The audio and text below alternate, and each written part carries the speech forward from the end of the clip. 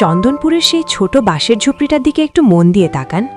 4 পায়ের খাটে শুয়ে থাকা ছোট্ট শিশুটি ক্ষুধার জন্য নয়, হঠাৎ ঘটে যাওয়া এক ভয়ঙ্কর ঘটনার কারণে কাঁদছে। জন্মের মুহূর্তেই সে হয়ে গেছে অনাথ। উপরে খাটে ধীরে ধীরে নিভে যাচ্ছে তার জীবন, আর নিচে ঠান্ডা মাটিতে পড়ে আছে তার মা বাবার নিথর দেহ। এটা কি শুধু কাকতালীয়, নাকি কোনো অজানা শক্তি এই শিশুটির কপালে সুখের বদলে দুঃখের বোঝা লিখে দিয়েছে? মন ছুঁয়ে যাওয়া এই গল্পটি আজ আমি আপনাদের সামনে তুলে ধরব। হায়, আমার কি দুর্ভাগ্য! হে ভগবান, আমাকে কি শুধু এই দুঃখের দিন দেখানোর জন্যই বাঁচিয়ে রেখেছ? ও বাবা, ও বউ, একবার চোখ খুলে তাকাও না। দেখো, তোমাদের এই নিষ্পাপ সন্তান তোমাদেরই ডাকছে। অন্তত একবার তো তাকে কোলে নিতে পারতে। কাঁদিস না আমার সোনা। তুই কি জানিস, তুই আজ মায়ের আদর নয়, নিজের মা বাবার নিথর দেহের মাঝেই জন্ম নিয়েছিস? এই নির্জন পৃথিবীতে বলতো, তোকে আর আমাকে কে আপন করে নেবে? কমলার কান্না তখনও থামেনি। ঠিক সেই সময় বাইরে থেকে ভারী পায়ের শব্দ শোনা গেল। ঠাকুর বলদেব গ্রামের কয়েকজন মানুষকে সঙ্গে নিয়ে এসে দাঁড়ালেন। তার চোখে মায়া বা সহানুভূতি নয়, বরং ভয়ের সঙ্গে মিশেছিল ঘৃণা। কমলা দিদি, আর বুক চাপড়ে কেঁদো না। সবার সামনে সত্যিটা পরিষ্কার করে বলছি, এই বাচ্চা কোনো সাধারণ শিশু নয়, যেন অশুভ ছায়া। জন্মের সঙ্গেই নিজের মা বাবার সর্বনাশ ডেকে এনেছে। ঠাকুর বাড়ির লোকজন, আপনাদের চোখে কি একটুও দয়া নেই? এই বাচ্চাটা তো পিতৃহীন। ওর অভিশাপ নয়, বরং ভালোবাসা আর আশ্রয় দরকার। একটা নিষ্পাপ অনাথ শিশু কি আপনাদের মতো শক্তিশালী মানুষদের ভয় দেখাতে পারে? এটা তো লজ্জার কথা। এই বাচ্চাটা আমার রক্ত, আমার নাতি। এটা কোনো অমঙ্গল নয়, ঈশ্বরের দেওয়া অমূল্য উপহার। আমি ওকে মানুষ করব, নিজের বুকের ভালোবাসা দিয়ে বড় করব। দেখি কে ওকে আমার কাছ থেকে কেড়ে নেয়। কমলা দিদি, আবেগে ভেসে যেও না, বাস্তবটা বুঝে নাও। আমরা নিজেদের বা আমাদের সন্তানদের জীবন ঝুঁকিতে ফেলতে পারি না। এটা ঠাকুর বলদেবে আদেশ, আর এটাই গ্রামের সবার সিদ্ধান্ত। আমরা আমাদের আগামী প্রজন্মের ভবিষ্যৎ নিয়ে চিন্তিত। এটা কোনো সাধারণ শিশু নয়, যেন অশুভ ছায়া, দুর্ভাগ্যের প্রতীক। ওকে ছেড়ে দাও, না হলে আজ থেকেই তোমাকে এই গ্রামের বাইরে থাকতে হবে, যেন তুমি আমাদের কাছে মৃত। ঠিক আছে মোড়ল ঠাকুর, আমি আপনার কথা মেনে নিচ্ছি। এই বাচ্চাটাকে মানুষ করতে গিয়ে যদি আমার মরতেও হয়, তাতেও আমি রাজি। আজ থেকে এই গ্রামের সঙ্গে আমার আর কোনো সম্পর্ক নেই, আমার নাতিরও নেই। কিন্তু একটা কথা মনে রাখবেন, এই নিষ্পাপ বাচ্চাটাকে অভিশাপ বলার আগে আপনাদের আমাকে মেরে তবেই সেটা বলতে হবে। সময়ের চাকা ঘুরতেই থাকে। দিন যায়, মাস কেটে যায়। তবুও চন্দনপুরে ছড়িয়ে থাকা হিংসা, ঘৃণা আর অন্ধবিশ্বাসের ক্ষত কোনোভাবেই মুছে যায় না। হারিয়া এখন 8 বছরের এক ছোট ছেলে। সে যখনই গ্রামে ঢোকে, তখনই কিছু বাচ্চা তাকে দেখলেই পাথর ছুঁড়তে শুরু করে, যেন সেটাই তাদের শেখানো হয়েছে। স্কুলে যাওয়ার সুযোগ না পেয়ে তার দাদিই তাকে ঘরে বসে পড়ালেখা শেখায়। দাদি, দাদি, গ্রামের বাচ্চারা আমার সঙ্গে খেলা খেলে না। ওরা আমাকে ভূত বলে, পাথর ছোড়ে। তারা বলে আমি নাকি রাক্ষস, নিজের মা বাবাকে মেরেছি। দাদি, সত্যিই কি আমি এমন কিছু করেছি? আমার তো কিছুই মনে নেই। না রে আমার সোনা, ওরা অন্ধ, তাই তোর ভেতরের নিষ্পাপ মনটা দেখতে পায় না। তুই কোনো রাক্ষস না, তুই আমার কাছে ভগবানের পাঠানো এক আশীর্বাদ। ওদের কথায় কান দিস না। দাদি, আজ আমি কুয়ো থেকে পানি নিতে গিয়েছিলাম, কিন্তু সবারই তাদের কলসি সরিয়ে নিল। তারা বলে আমি পানি ছুঁলেই পানি নষ্ট হয়ে যায়, যেন বিষ হয়ে যায়। দাদি, আমি কি সত্যি এত খারাপ? আমার শরীর কি এতই অপবিত্র? তৃষ্ণায় আমার বুক জ্বলে যাচ্ছে, কিন্তু কেউ আমাকে এক ফোঁটা পানিও দিচ্ছে না। তাহলে কি ভগবানও আমাকে ভালোবাসেন না, তাই তিনি আমাকে এমন করে বানিয়েছেন? ভগবান কাউকে ঘৃণা করেন না, ঘৃণা করে ওই মানুষগুলো যাদের মন পাথরের মতো শক্ত। তুই আর পিপাসায় কষ্ট পাবি না, আমি কুয়ো থেকে মিষ্টি পানি এনে দেব। একদিন এমন সময় আসবে যখন এই গ্রামের লোকেরাই তোকে সম্মান করবে, মাথা নত করবে। তুই হার মেনে নিস না, হারিয়া। দাদি, কেউ কি কখনো আমাকে ভালোবেসে ডাকবে? আমি কি আর সব বাচ্চাদের মতো খেলতে পারবো, হাসতে পারবো? নিজেকে কেন এত একা লাগে? মা বাবা কি আমায় ছেড়ে চলে গেছে কারণ আমি খারাপ ছিলাম? ওরা সবাই আমাকে অপয়া বলে ডাকে, কিন্তু দাদি, আমি তো শুধু একটু ভালোবাসা চাই। এটাই কি ভুল? কারোর কাছেই কোনো উত্তর ছিল না। সময় তার নিজের গতিতে এগিয়ে গেল। দেখতে দেখতে হারিয়া ৩০ বছরের একজন মানুষ হয়ে উঠল। কমলা দেবী একসময় মমতা দিয়ে তাকে আগলে রেখেছিলেন, তারপর তিনি এই পৃথিবী ছেড়ে স্বর্গে চলে গেলেন। এখন তার আর কেউ নেই, শুধু কমলা দেবীর স্মৃতিটাই তার সাথে রয়ে গেছে। গ্রামের ঘৃণা আর একাকিত্ব যেন তার বুকের ভেতর গভীরভাবে শিকড় গেড়ে বসেছে। শুনছেন ভগবান, চন্দনপুরের মানুষ আর জমিদার আমার ওপর পাথর ছুঁড়েছে, কিন্তু আপনি তো নীরব। দাদি বলতো আপনি অন্যায়ের শাস্তি দেন, কিন্তু আজও সেই শাস্তি আমি দেখতে পেলাম না। আমি শুধু একটু ভালোবাসা চেয়েছিলাম আর এক মুঠো খাবার। এটুকু কি এত বড় অপরাধ? এখন আর কিছু চাইব না, আপনার যা ইচ্ছে করুন। যদি আমার মৃত্যু অন্যায় হয়ও, তবু মানুষের হাতে মরতে চাই না। সূর্য উঠেছে। হারিয়া ৩০ বছর বয়সী একজন দুর্বল কিন্তু শক্তপেশী মানুষ জঙ্গল থেকে কাঠের বোঝা মাথায় তুলে জমিদার বাড়ির দিকে হাঁটতে থাকে। তার চোখে তখন শুধু আশা ভরা। ঘাটে ঘাটে ঘুরে কেটেছে আমার ৩০ বছর। প্রতিদিন আমি শুধু ভালোবাসার এক ফোঁটার জন্য ভিক্ষা করেছি। চন্দনপুর আমাকে দিয়েছে শুধু অপমান আর পাথর। তবু আজ মনে হচ্ছে হয়তো এই কাঠের বোঝাটাই আমার ভাগ্য বদলে দেবে। আজ হয়তো জমিদার সাহেব আমার কষ্টের মূল্য দেবেন। আমি কাঠ কেটে এনেছি। এটা পোড়ালে রান্নাঘর ঘণ্টার পর ঘণ্টা সুগন্ধে ভরে থাকবে। পুরো চন্দনপুরে এমন কাঠ আর কেউ আনতে পারে না। শুধু কয়েক মুঠো শস্য দিন। ৩ দিন ধরে আমার ঘরে চুলা জ্বলেনি। এই কাঠের বদলে অন্তত এক বেলার খাবার দিন। এই হরিয়া, তোর সাহস হয় কিভাবে সূর্য ওঠার আগেই আমার বাড়িকে অপবিত্র করা? এই কাঠগুলো নিয়ে এখান থেকে চলে যা, না হলে লাথি মেরে তাইয়ে দেব। তুই যেদিন জন্মেছিস সেদিন থেকেই গ্রামের শান্তি নষ্ট হয়েছে। তোর আনা কাঠ জ্বালালে আমার বংশ ধ্বংস হয়ে যাবে। সাহেব, আমি ৩০ বছর ধরে কঠোর পরিশ্রম করছি, কিন্তু এই কষ্টের কি কোনো দাম নেই? আমি এই গ্রামেরই সন্তান, শুধু এক বেলার খাবার দিন। ক্ষুধার আমার প্রাণ বেরিয়ে যাওয়ার মতো অবস্থা। আমি কি এমন অপরাধ নিয়ে জন্মেছি যার জন্য সারা জীবন আমাকে এভাবে কষ্ট পেতে হবে? হকের কথা মুখে আনিস না। তোর একমাত্র ভাগ্য শুধু অপমান আর অভিশাপ। চন্দনপুরের বাতাস তোর কারণে বিষাক্ত হয়ে গেছে। তুই আবার রুটি চাস? এখান থেকে সরে যা। আবার এখানে দেখা দিলে তোর পা ভেঙে দেব। এখনই চলে যা। ঠিক আছে সাহেব, যদি মেহনতের কোনো মূল্য না থাকে তাহলে একা থাকাই হয়তো আমার ভাগ্য। তবুও মনে রাখবেন, আপনি হয়তো আমার শরীরকে ধাক্কা দিতে পারবেন, কিন্তু আমার বুকের ক্ষুধাকে থামাতে পারবেন না। জমিদার সাহেব, একদিন এমন সময় আসবে যখন আপনার কাঠের খুব দরকার হবে, কিন্তু তখন এই অপায়া মানুষটাকে আর আপনি খুঁজে পাবেন না। হারিয়া আর থামে না।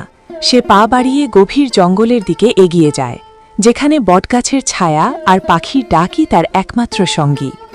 পুরনো বটতলার নিচে এসে সে দাঁড়িয়ে পড়ে, তারপর নিজের আহত কপালের দিকে তাকায়।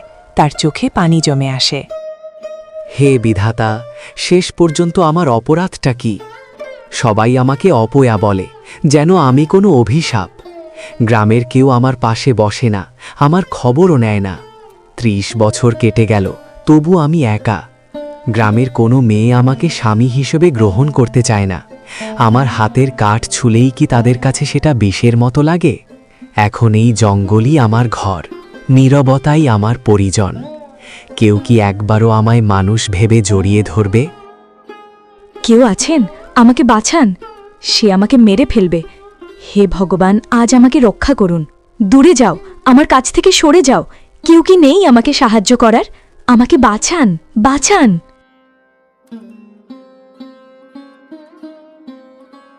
হরিয়া শক্ত হাতে উজ্জ্বল কুঠার নিয়ে পাথরের মতো স্থির হয়ে দাঁড়িয়ে থাকে।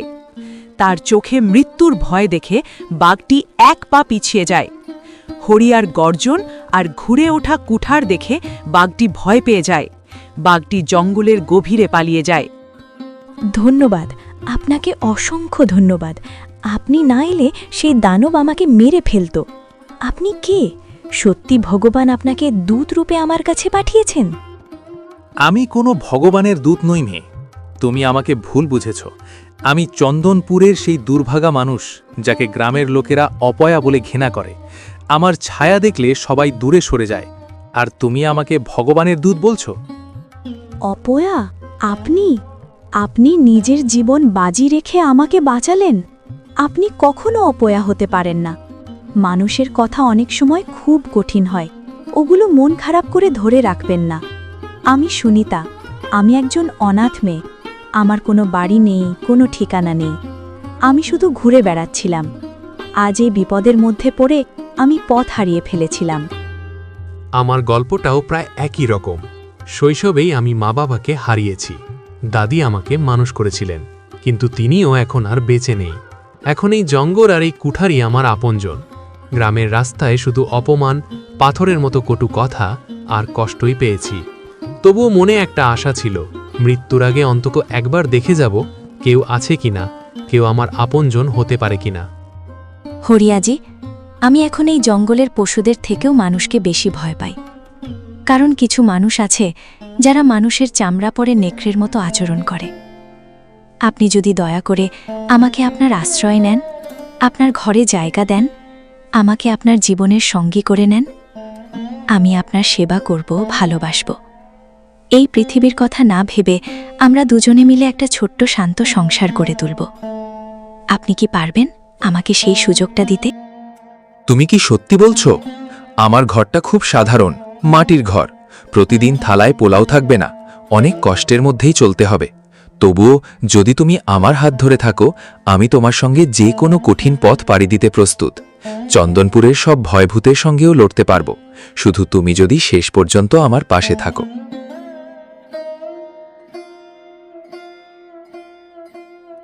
হরিয়া সুনিতাকে বিয়ে করে। তারপর চন্দনপুরে কাঠ বিক্রি করা ছেড়ে দিয়ে পাশের গ্রামে যেতে শুরু করে।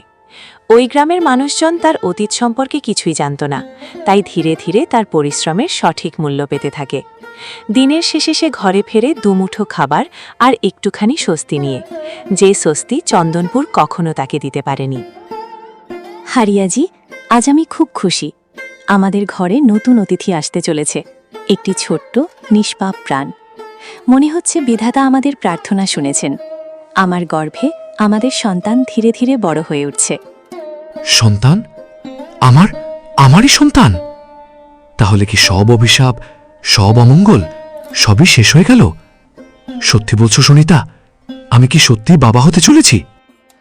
হ্যাঁ, তুমি বাবা হতে চলেছ। যখন আমাদের এই সন্তানটা উঠোনে খেলবে, তখন সব ঘৃণা আর কষ্ট ধীরে ধীরে মুছে যাবে। সে হবে আমাদের ভালোবাসার প্রতীক, তোমার সব ব্যথা আর দুঃখ ভুলিয়ে দেবে। কিন্তু চন্দনপুরের পুরনো অভিশাপ আর হিংসা কি এত সহজে মুছে যাবে? এর কয়েকদিন পরে দাইমা আসে। কিছুক্ষণ পরে সুনিতা বাচ্চা গর্ভধারণ করতে শুরু করে, আর অন্যদিকে হারিয়া ঘরের বাইরে এদিক ওদিক ছুটোছুটি করছে। হঠাৎ করে সুনিতা চিৎকার করে ওঠে। এরপর সবকিছু শান্ত হয়ে যায়। তারপর দাইমা চিন্তিত মুখে ঘর থেকে বেরিয়ে আসে। দাইমা, সুনিতা কেমন আছে? আর আমার বাচ্চা কোথায়? আরে, আপনি চুপ করে আছেন কেন? কিছু বলুন দাইমা। বেটা, এই সব ভগবানের খেলা। তোর বাচ্চা এই পৃথিবীতে আসার আগেই মারা গেছে, আর আমি সুনিতা বাঁচানোর অনেক চেষ্টা করেছি। সেও এই পৃথিবী ছেড়ে চলে গেছে। তুই আমাকে মাফ করে দিস। আপনি মিথ্যা বলছেন। আমার সুনিতা আমাকে ছেড়ে কখনো যেতে পারেন না। সে আমাকে কথা দিয়েছিল আজীবন আমার সঙ্গে থাকবে। আমি গিয়ে সবকিছু নিজের চোখে দেখব। হরিয়া দৌড়ে ঘরের দিকে যায়। সুনিতা এবং তার বাচ্চাকে দেখে মনে হয় তার মাথার ওপর যেন বাজ পড়েছে। সুনিতা, চোখ খোলো, আমি এসে গেছি। দেখো আমাদের বাচ্চাটা। তুমি আমাকে একা রেখে যেতে পারো না। তুমি তো আমাকে কথা দিয়েছিলে। ওঠো প্লিজ, একবার চোখ খোলো। হে ভগবান, তুমি এটা কি করলে? আমি যদি সত্যি এত বড় অভিশাপ হয়ে থাকি, তবে আমাকে কেন বাঁচিয়ে রাখলে? মা বাবা ছেড়ে চলে গেলেন, দাদি চলে গেলেন, সুনিতাও চলে গেল, আমার সন্তানটাও নেই, শুধু আমি একা রয়ে গেলাম। আর কতবার আমার সবকিছু কেড়ে নেবে? যদি নিতে হয়, আজ আমার জীবনটাও নিয়ে নাও। সুনিতা এবং তার বাচ্চা মৃত্যুতে হারিয়ে যেন এক জীবন্ত লাশ হয়ে গেছে। হারিয়া চন্দনপুরের কারুর দরজার সামনে গেলে সবাই তার মুখের উপর দরজা বন্ধ করে দেয়। এসব কিছুর মধ্যে ঠাকুর বলদেবের পুত্র প্রতাপ হারিয়ার কাছে যেত এবং তাকে খাবার ও টাকা পয়সা দিয়ে সাহায্য করত।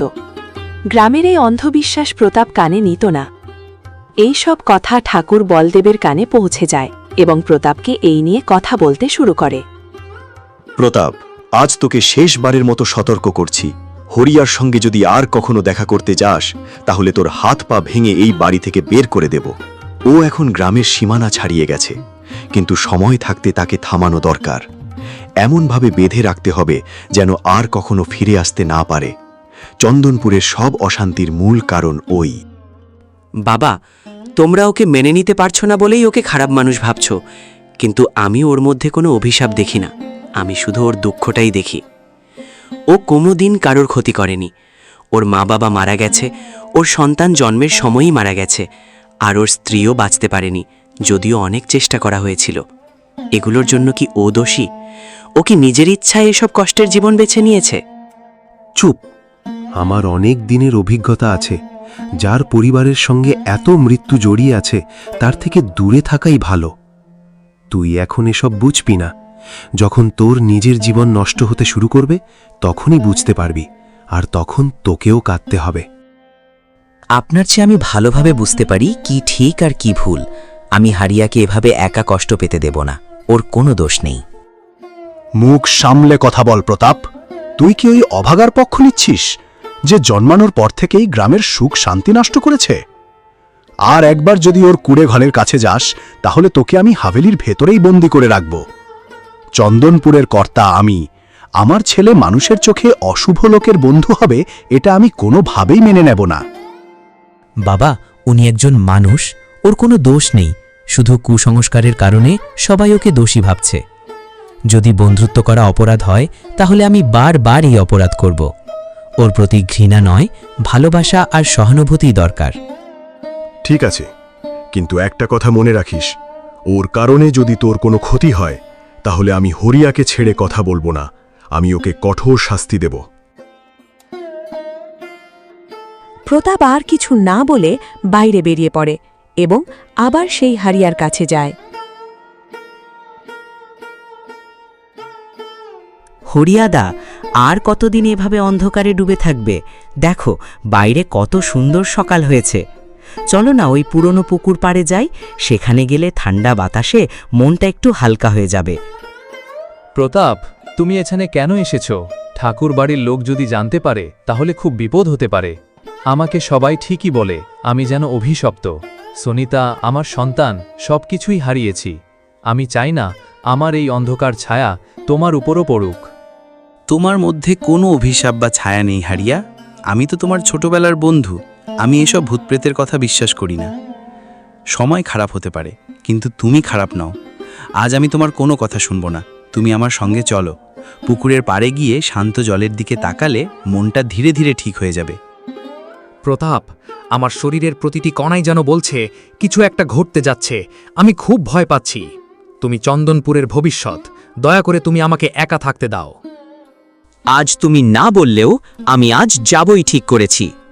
চন্দনপুরের ভবিষ্যৎ মোড়ল হিসেবে আমি আদেশ দিচ্ছি, তুমি আমার সঙ্গে চলো। পুকুরের পানি দেখলে তুমি নিজেই বলবে, প্রতাপ, আজ তুমি আমাকে নতুন জীবন দিলে। হারিয়া অনিচ্ছা সত্ত্বেও উঠে দাঁড়ায়। তারপর তারা দুজন ধীরে ধীরে পুকুরের পাড়ের দিকে এগিয়ে যায়। সকালবেলা সোনালি রোদ পানির ওপর ঝিকমিক করে উঠছে। হঠাৎ পাখির ডাক থেমে যায়, আর বাতাসের দিকও যেন বদলে যায়। এই পরিবর্তন দেখে হারিয়া এক জায়গায় দাঁড়িয়ে যায়। দেখো, সব পাখি চুপ হয়ে গেছে। বাতাসও যেন অন্যরকম হয়ে গেছে। মনে হচ্ছে ঝোপের আড়াল থেকে কেউ আমাদের দিকে তাকিয়ে আছে। চলো প্রতাপ, এখান থেকে চলে যাই। আমার বুকটা কাঁপছে। শান্ত হও দাদা, এখানে আর কেউ নেই। তুমি শুধু একটু গভীর শ্বাস নাও। সব ঠিক হয়ে যাবে। আমার উপর বিশ্বাস রাখো। তোমার ওপর আমার বিশ্বাস আছে প্রতাপ, কিন্তু আমার কপালের ওপর আর ভরসা নেই। যখনই ভেবেছি এবার বুঝি আলো আসবে, তখনই অন্ধকার আরও গভীর হয়ে গেছে। এই পুকুরটা আজ কেন জানি খুব ভয় লাগছে।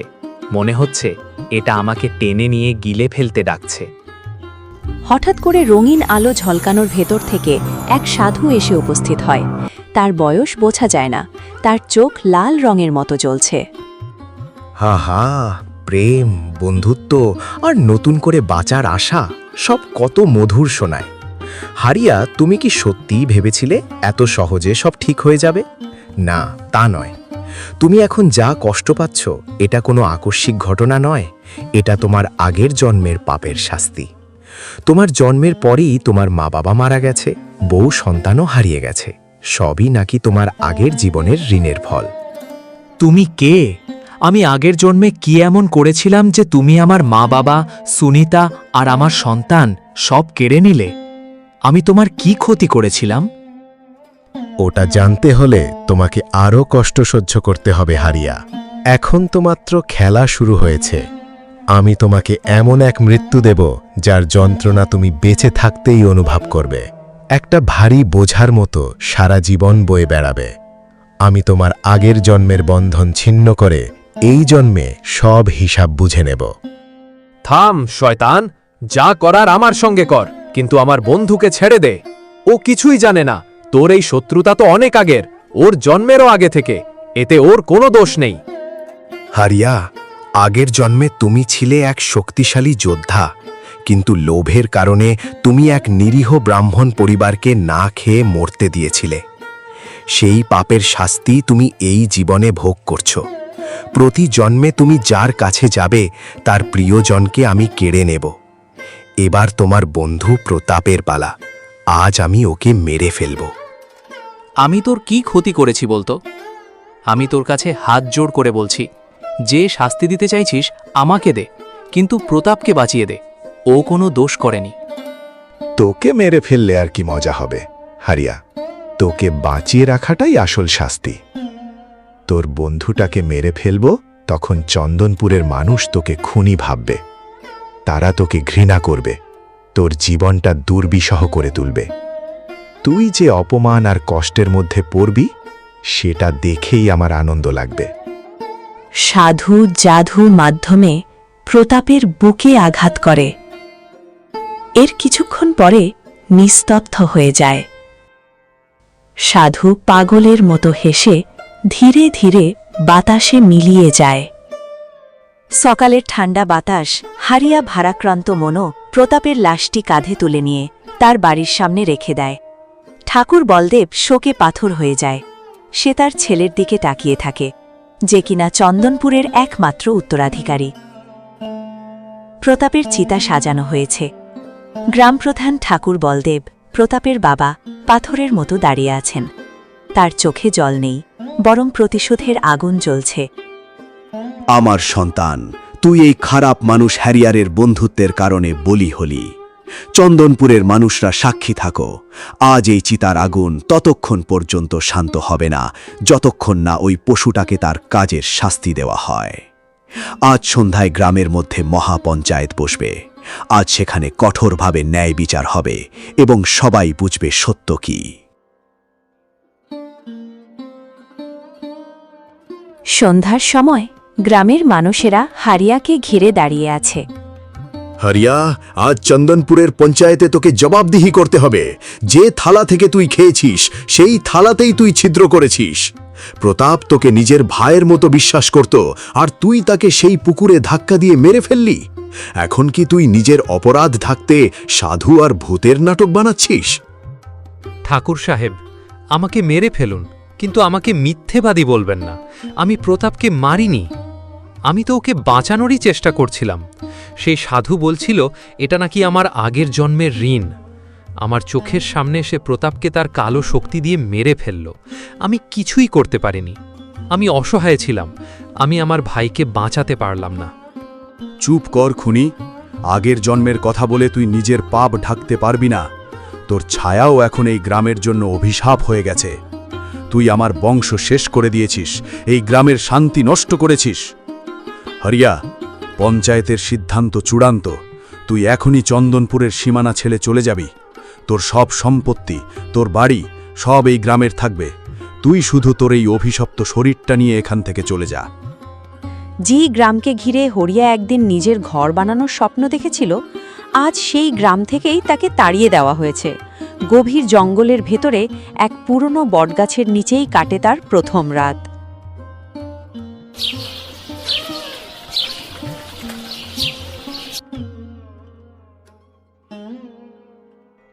হরিয়ার ডালপালা আর পাথর জোগাড় করে একটা ছোট ঝুপড়ি বানিয়েছে। বুনো ফল খেয়ে কোনোভাবে তার দিন কাটে, কিন্তু তার মনে একটুও শান্তি নেই। হরিয়া একটি ভাঙাচোরা কুঁড়ে ঘরের সামনে চুপচাপ বসে আছে। হে বিধাতা, আর কতদিন আমাকে এই পশুর মতো জীবন কাটাতে হবে? এই পৃথিবী তো আমাকে ত্যাগ করেছে, তুমি কি আমাকে ফিরিয়ে দিলে?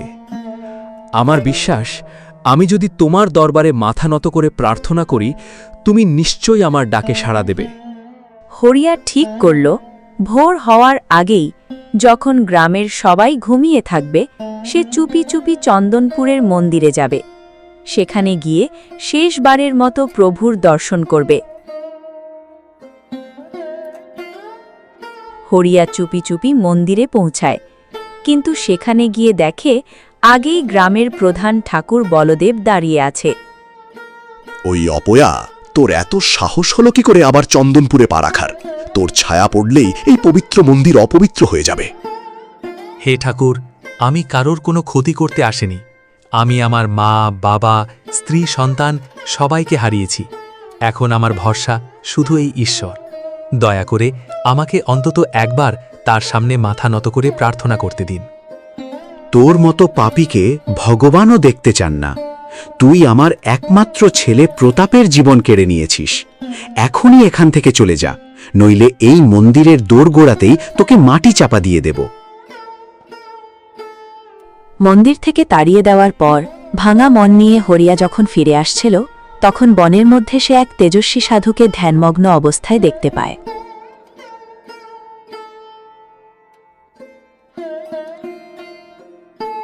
প্রণাম মহারাজ, আমার ভুল হলে ক্ষমা করবেন। আমি আপনার তপস্যায় বিঘ্ন ঘটাতে চাইনি। আমি খুব কষ্টের মধ্যে আছি বাবা। মনে হচ্ছে ঈশ্বরও আজ আমার থেকে মুখ ফিরিয়ে নিয়েছেন। আপনি কি এই হতভাগাকে কোনো পথ দেখাতে পারেন? সাধু বাবা ধীরে ধীরে চোখ খুললেন। তার চোখে এক অদ্ভুত আলো ঝলমল করছিল। যাকে তুই নিজের খারাপ ভাগ্য মনে করছিস, সেটা আসলে তোর আগের জন্মের ঋণ। এই জন্মে তোকে সেই ঋণই শোধ করতে হচ্ছে। গত জন্মের ঋণ?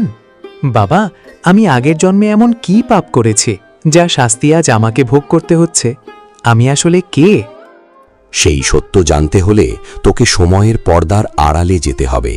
কিন্তু মনে রাখিস হরিয়া, সেই সত্য এতটাই কষ্টকর ও তিক্ত যে হয়তো তুই তা সহ্যই করতে পারবি না। হরিয়া তার আগের জন্মে কে ছিল, কোন ভয়ানক পাপের শাস্তি সে আজও ভোগ করছে, আর সেই সাধু বাকে যে মৃত্যুর মতো তার পিছু নিয়েছে?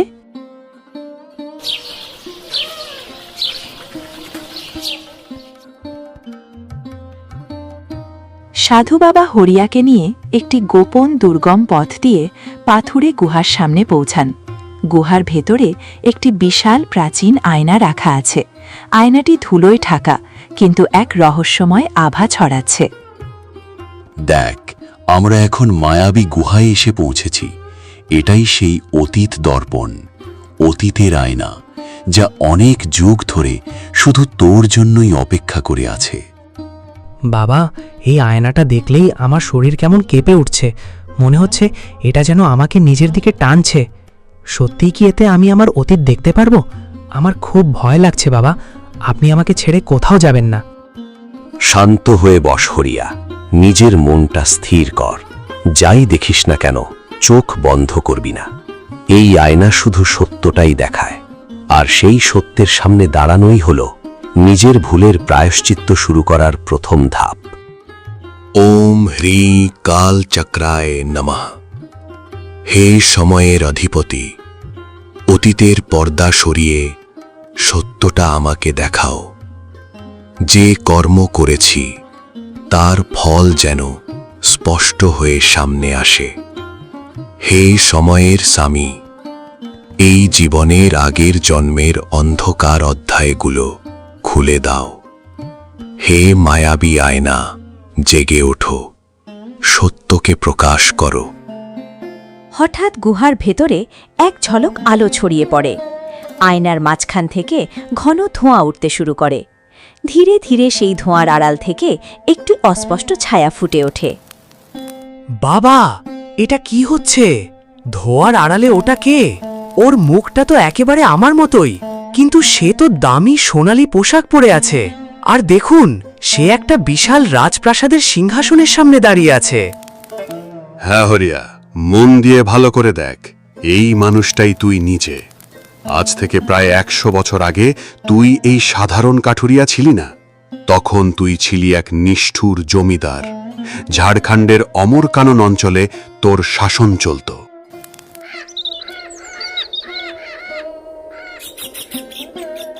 ঠাকুর জোরাবর সিংহ দাঁড়িয়ে আছেন। তার চোখে রাগ আর অহংকার একসাথে ঝলমল করছে। সামনে দাঁড়িয়ে থাকা সৈন্যরা সবাই মাথা নিচু করে নীরবে দাঁড়িয়ে আছে।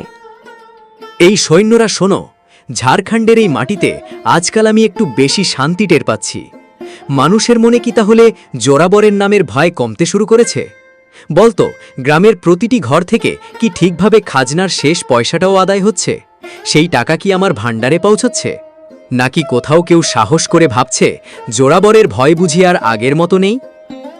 আপনার হুকুমের ভয় এতটাই যে গ্রামের পাখিরাও ডানা মেলার আগে যেন আপনার অনুমতি নিতে বাধ্য হয়। প্রায় সব কৃষকই নিজের সন্তানের মুখে খাবার তুলে দেওয়ার আগে খাজনার পুটলি এনে আপনার দরজার সামনে রেখে যায়। তাহলে সমস্যা কি? তোমরা এমন মুখ করে দাঁড়িয়ে আছো কেন? মনে হচ্ছে যেন কোথাও না কোথাও কোনো গোলমাল হয়েছে। সরকার, তবে একটা সমস্যা আছে। শম্ভু নামে এক কৃষক আছে। সে একমাত্র লোক যে এখনো খাজনা দিতে রাজি হচ্ছে না।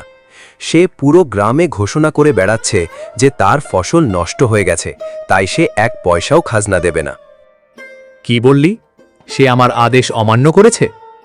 অমরপুরের যে মাটিতে সে মাথা উঁচু করে হাঁটে, সেই মাটিও আমার অধীন। সে যে ফসল খায়, সেটাও আমার দয়ায়। পাণ্ডু, যজ্ঞা, এই শম্ভুর এত সাহস হলো কিভাবে যে আমার হুকুম অমান্য করার? যাও, এখনই যাও, ওই লোকটাকে টেনে হিঁচড়ে আমার সামনে নিয়ে এসো। আমি শুধু তার শরীর নয়, তার ভয়টা পর্যন্ত কাঁপতে দেখতে চাই। তাকে বুঝিয়ে দাও, জোরাবরের ঋণ মৃত্যু থেকেও অনেক বেশি ভারী। জি সরকার, আপনার কথা পাথরের মতো শক্ত। আমরা এখনই যাচ্ছি, তাকে তার আসল ক্ষমতা দেখিয়ে দেব। শুধু তাকেই নয়, তার গোটা পরিবারকেও বুঝিয়ে দেব জমিদারের হকের ওপর চোখ তুলে তাকানোর ফল কত ভয়ঙ্কর হতে পারে।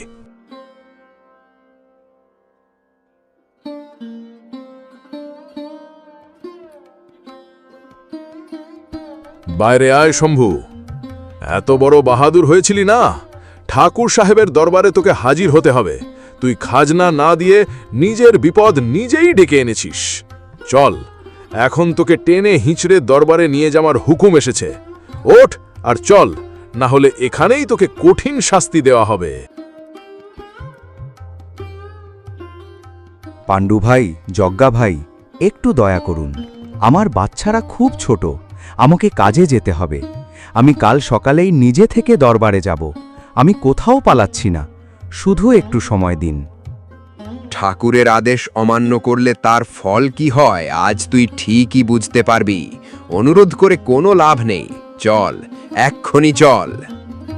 জমিদারের সামনে এসব কান্নাকাটি বা অভিযোগের কোনো দাম নেই। দোহাই পাণ্ডু ভাই, আমাকে ছেড়ে দিন।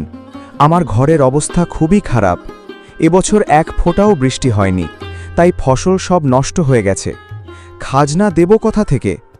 2 দিন আগে গরুটাও মারা গেছে। গরুর কথা শুনিয়ে লাভ নেই। জমিদারের ধন সম্পদের সামনে তোর ওই গরুর কোনো মূল্যই নেই। চল চল। শম্ভুর কোনো কথা না শুনে সৈন্যরা তাকে ধরে নিয়ে যায়।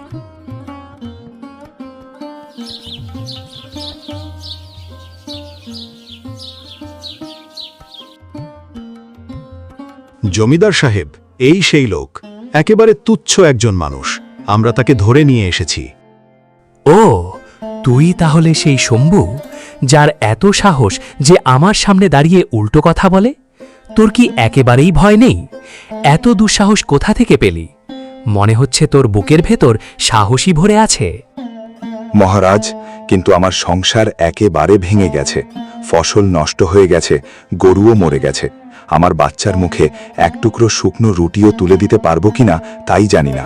এমন অবস্থায় আপনি খাজনা চাইছেন, আমি সেটা কোথা থেকে দেব? ফসল নষ্ট হোক বা গরু মরে যাক, এসব আমার কাছে কোনো ব্যাপার না। আমার পূর্বপুরুষদের আইন হলো খাজনা দিতে না পারলে জমি ছেড়ে দিতে হবে। আর জমি ছেড়ে দিলে তুই কিভাবে বাঁচবি? বল, তুই কি দিতে পারবি? আপনি কি এক গরিব মানুষের অভিশাপকে একটুও ভয় পান না? মনে রাখবেন, ভগবান সব কিছু দেখছেন জমিদার সাহেব। ভগবান? তোমার ভগবানও এখানে আসার আগে আমার অনুমতি নেয়। শম্ভু, তুমি সময় চাইছ, কিন্তু জেনে রাখো, একবার জোরাবরের সিল কাগজে পড়ে গেলে সেটা আর কেউ মুছতে পারে না। তুমি খাজনা না দেওয়ার অপরাধে আজ শাস্তি পাবে। তোমার ওই 2 বিঘা জমি আমি চিরদিনের জন্য কেড়ে নিচ্ছি। আজ থেকে সেটা আমার, আর তুমি ও তোমার পরিবার এখন থেকে রাস্তায় ঘুরে বেড়াবে। এতে আমার বিন্দুমাত্র কিছু যায় আসে না। না জমিদার সাহেব, দয়া করে এমন সর্বনাশ করবেন না। ওই জমিটাই আমার প্রাণ, আমার পূর্বপুরুষদের শেষ স্মৃতি। এটা কেড়ে নিলে আমরা বেঁচে থেকেও মৃতের মতো হয়ে যাব। জমিদার সাহেব, আমি সারা জীবন আপনার গোলাম হয়ে থাকব। আপনার জমিতে বিনা মজুরি কাজ করব। শুধু আমার ওই ছোট্ট জমিটুকু কেড়ে নেবেন না। আমার সন্তানদের মাথার ওপরের ছাদটুকু কেড়ে নেবেন না। আমি আপনার পারে পড়ছি, দয়া করুন। তোর দাসত্বের দাম আমার জমির চেয়ে বেশি নয়। যা, এই অশুভ মুখ নিয়ে এখান থেকে সরে পড়। পাণ্ডু, যজ্ঞা, একে ধরে নিয়ে গ্রামের বাইরে ফেলে দাও।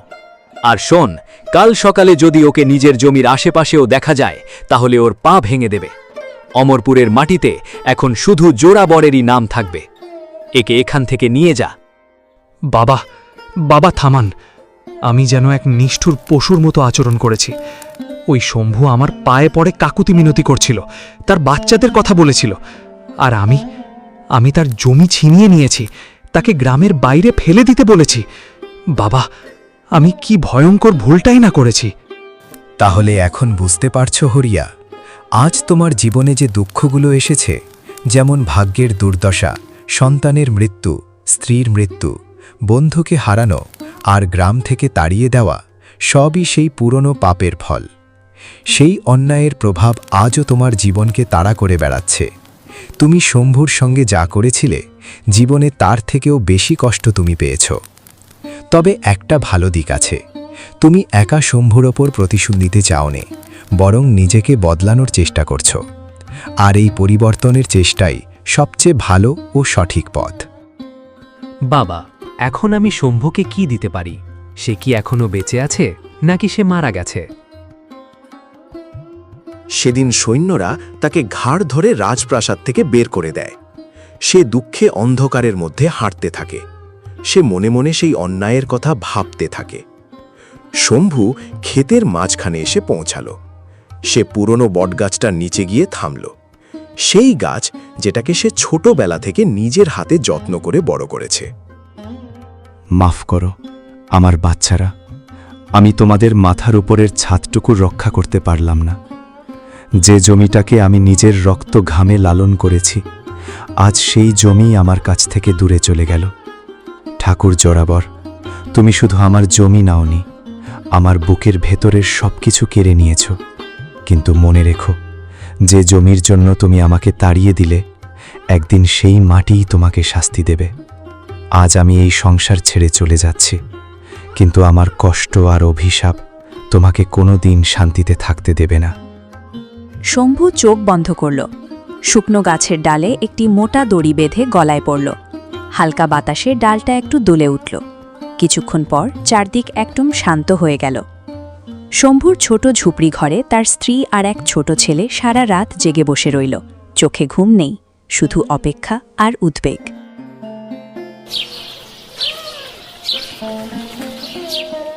কিছু গ্রামবাসী মিলে শম্ভুকে খুঁজতে বের হল। কেউ বলল সে হয়তো জমিতে গেছে, সবাই তখন সেই বটগাছটার দিকে হাঁটতে লাগল। ভোরের কুয়াশার মধ্যে দুলে যেন কিছু একটা ঝুলতে দেখা গেল। আরে দেখ, ওখানে ওটা কি দুলছে? হায় ভগবান, এটা তো শম্ভু। শম্ভু আত্মহত্যা করেছে। দেখো, সবই জোড়াবরের কাণ্ড। হাসি খুশি মানুষটা আজ আর বেঁচে নেই। কতদিন আগেও তো আমাদের সঙ্গে কাঁধে কাঁধ মিলিয়ে চলত। এই, আস্তে কথা বলো রামসিংহ। খবরটা যদি জোড়াবরের কানে যায় তাহলে আমাদেরই শেষ করে দেবে। চলো চুপচাপ নিচে নামিয়ে আনি দেহটা। ঠাকুরের অনুমতি ছাড়া এখানে যেন পাতাও নড়ে না। কিন্তু আজ সবাই নিজেরাই কাপা হাতে শম্ভুর দেহটা নিচে নামালো। ভয় আর চাপা কান্নার মধ্যে তার শেষকৃত্য সম্পন্ন হল। চন্দনপুরের মাটিতে যেন আরও এক স্তর গভীর দুঃখ চাপা পড়ে রইল। আর ওদিকে জোড়াবরবের প্রসাদে এখনও অহংকারের আলো জ্বলছেই থাকল। এভাবেই আরও কিছুদিন কেটে গেল। এরই মধ্যে গ্রামের নতুন প্রজন্মের এক ছেলে অর্জুন মন্দিরে এলো। সে স্বপ্ন দেখে একটি সহজ সাধারণ শান্ত সংসারের, কিন্তু তার বাবা রামন ঠাকুরের অধীনে কাজ করে, যেন তার গোলামের জীবন কাটাচ্ছে। বাবা, আমার ভাগ্যের তারা কবে জল করবে? আমার স্বপ্নের সেই সুন্দর মেয়েটার সঙ্গে আমাকে কবে মিলিয়ে দেবেন? এমন একজন সঙ্গী দিন যে হবে চাঁদের মতো শান্ত আর স্নিগ্ধ। তার সঙ্গ পেলে আমার এই ছোট্ট জীবনটাই যেন পূর্ণ হয়ে যায়। প্রভু, এটাই আমার ছোট্ট প্রার্থনা। অর্জুন প্রার্থনা শেষ করে মন্দির থেকে বের হচ্ছিল। বাইরে পা রাখতেই সে হঠাৎ থেমে গেল। মনে হলো যেন স্বপ্ন দেখছে। মন্দিরের দোরগোড়ায় দাঁড়িয়ে আছে এক অপূর্ব সুন্দরী। হে প্রভু, আমি এটা কি দেখছি? এই তো একটু আগেই আপনার কাছে এক সুন্দর সঙ্গীর জন্য প্রার্থনা করলাম, আর আপনি যেন স্বর্গের এক অপ্সরাকেই আমার সামনে এনে গাড়া করালেন। তার এই কোমল ভঙ্গি, হরিণের মতো মায়াভরা চোখ, সে কি সত্যি আমার সেই স্বপ্নের রানী যার জন্য এতদিন অপেক্ষা করছিলাম? আরে, এ তো জমিদারের মেয়ে মমতা, যেন এক কঠিন পরীক্ষা। যাকে আমি মন দিয়ে ফেলেছি সে তো আমার নাগালের বাইরে। আপনি মন্দির থেকে বের হচ্ছেন, কিন্তু আপনার চোখ যেন বাইরের দিকে নয়, ভেতরেই আটকে আছে। কি যেন আপনি ভেতরে রেখে এসেছেন? যাই হোক, আমি আপনাকে আগে কখনো এখানে দেখিনি। আমার নাম মমতা। আমি প্রায়ই এই সময় বাবার দর্শনে আসি। আপনার কথাবার্তা আর সরলতা দেখে মনে হচ্ছে আপনি চন্দনপুরেরই মানুষ, কিন্তু আপনার চোখে সেই ভয় নেই যা সাধারণত আমার বাবার নাম শুনলেই গ্রামের মানুষের চোখে দেখা যায়। জি, আমার নাম অর্জুন। আমি তো একটু আগেই বাবার কাছে এক অমূল্য উপহার চেয়েছিলাম। মন্দির থেকে বের হতেই দেখি সেই উপহার যেন আমার সামনেই দাঁড়িয়ে আছে। যদি আমার কথায় কোনো ভুল হয়ে থাকে ক্ষমা করবেন, কিন্তু আপনার সৌন্দর্য আর এই সাধারণ মন্দিরের পরিবেশ দুটো মিলে এমন লাগছে যে চোখ ফেরাতে পারছি না। জমিদার সাহেবের মেয়ে আপনার পরিচয় হতে পারে, কিন্তু আপনার এই সৌন্দর্য এবং সরলতা সত্যিই যেন ঈশ্বরের দেওয়া এক দান। এত মিষ্টি কথা তো প্রসাদের চাটুকাররাও বলে না। অর্জুন, তোমার নামটাও খুব শক্তিশালী ও সুন্দর। আমি খুশি যে তুমি আমাকে শুধু জমিদারের মেয়ে হিসেবে না দেখে একজন মানুষ হিসেবে বোঝার চেষ্টা করছো। বাবা চাইলে আমাদের আবার দেখা হতে পারে। সেই প্রথম দেখা হওয়ার পর থেকেই দুজনের মনের ভেতর এক অজানা অনুভূতি জেগে উঠল।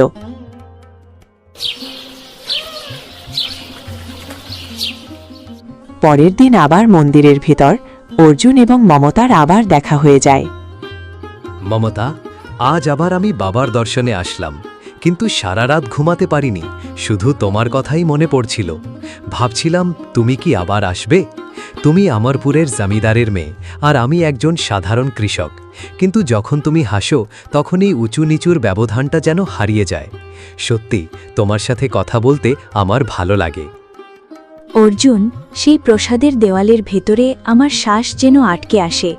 সেখানে শুধু ঘৃণা আর হুকুমের শব্দ শোনা যায়, কিন্তু তোমার এই সহজ সরল কথা আমাকে এক নতুন জগতের স্বাদ দেয়। জানি না কাল কি হবে, তবে আজ আমি শুধু তোমার সাথে এই আনন্দের মুহূর্তটা কাটাতে চাই। তুমি কি প্রতিদিন এখানে আসবে? হ্যাঁ, আমি অবশ্যই প্রতিদিন এখানে আসব।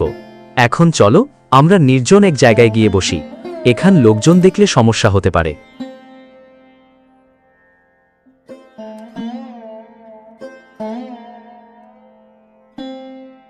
গ্রামের সীমানা পেরিয়ে এক নির্জন নদীর ধারে তারা এসেছে। নদীর জল কল কল করে বয়ে যাচ্ছে, আর ঠান্ডা হাওয়া ধীরে ধীরে বইছে। অর্জুন আর মমতা পাশাপাশি দাঁড়িয়ে আছে।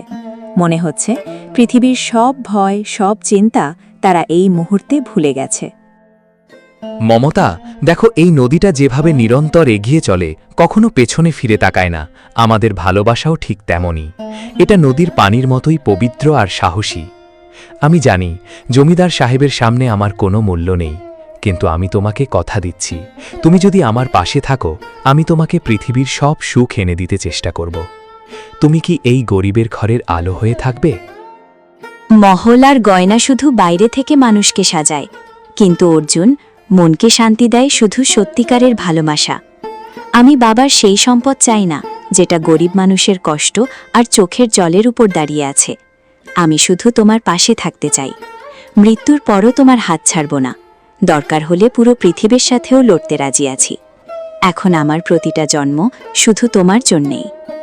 এই প্রেমের গল্পটা নিজের রঙে ভরপুর। সত্যিকারের ভালোবাসার কাছে কোনো সীমা বা বাধা থাকে না। কিন্তু তারা একটা বড় কথা ভুলে গিয়েছিল। জমিদার জোড়াবরের চোখ কান সব জায়গায় ছড়িয়ে আছে। জমিদারের লোক মন্টু, যে অনেকদিন ধরেই মমতার প্রতিটি কাজকর্ম নিয়ে সন্দেহ করছিল, সেদিন চুপি চুপি তাদের পিছু নিল। ছায়ার মতো অনুসরণ করে সে নদীর ধারে পৌঁছে গেল। ঝোপের আড়ালে লুকিয়ে তার চোখে তখন রাগ আর হিংসা জ্বলছিল। ও তাই নাকি? জমিদারের চোখের আড়ালে এসব চলছে? রামদিনের মতো সাধারণ একটা ছেলে এখন জমিদারের সম্মানে হাত দিতে এসেছে? অর্জুন, তুই বড় ভুল করেছিস। তুই খুব বিপজ্জনক জায়গায় হাত দিয়েছিস। এখন দেখ কিভাবে এই খবরটা জমিদার সাহেবের কানে পৌঁছে দিই। তখন তোর এই প্রেম ভালোবাসা সব চিরতরে শেষ হয়ে যাবে। কি হয়েছে? মনে হচ্ছে তুমি যেন নিজ চোখে যমরাজকে দেখে এসেছ। তোমার এই কি অবস্থা? স্পষ্ট করে বলো, অমরপুরে আবার কে বিদ্রোহ করার সাহস দেখিয়েছে, নাকি কারো বড় বিপদ নেমে এসেছে? চুপ করে আছো কেন? কিছু তো বলো। এটা বিদ্রোহের কথা নয়, আপনার সম্মানের বিষয়। রামদিনের ছেলে অর্জুন নিজের সীমা পেরিয়ে গেছে। সে আপনার মেয়ে মমতার সাথে নদীর ধারে একা বসেছিল। আমি নিজের চোখে দেখেছি তারা একে অপরের হাত ধরেছিল। মালিক, ওই সাধারণ ছেলেটা আপনার আদরের মেয়েকে নিজের ফাঁদে জড়াচ্ছে। আর যদি দেরি করেন তাহলে পুরো গ্রামে আপনার মান সম্মান নিয়ে কথা উঠবে। কি বলছিস? ওই তুচ্ছ মজুরের এত সাহস? রামদিনের ছেলেটা জরাবরের সম্মানে আঘাত দিয়েছে। মন্টু, অযোগ্যা, পাণ্ডু, এই খবর যদি সত্যি হয়, আজ অমরপুরের নদীর পানি রক্তে লাল হয়ে যাবে। নিজের মেয়েই যেন আমার পিঠে ছুরি মেরেছে। যাও, এক্ষুনি যাও, ওদের দুজনকে নদীর ধারে থেকে ধরে নিয়ে এসো। আর কেউ বাধা দিলে কঠোরভাবে সামলে দিও। হুকুম, কিন্তু তিনি তো আপনারই মেয়ে। আমার মেয়ে? যে আমার নাম খারাপ করে সে আমার মেয়ে নয়। যাও, এক্ষুনি যাও।